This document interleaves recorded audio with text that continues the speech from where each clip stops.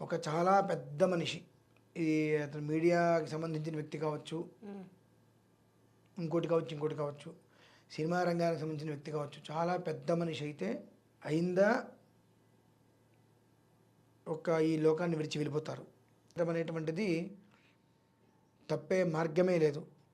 పేరు చెప్పమన్నా చెప్తే నాకు భయం లేదు. నేను అదే అడగాలనుకుంటా. ఖచ్చితంగా పేరు చెప్తేనే మన అందరికీ అర్థమవుతుంది, కాస్త తెలుసుకోవచ్చు కదా గురుగారు. నా వరకు నేను పేరు చెప్పాలంటే ఆయన రామోజీరావు గారని పేరు వస్తుందండి. రామోజీరావు గారు.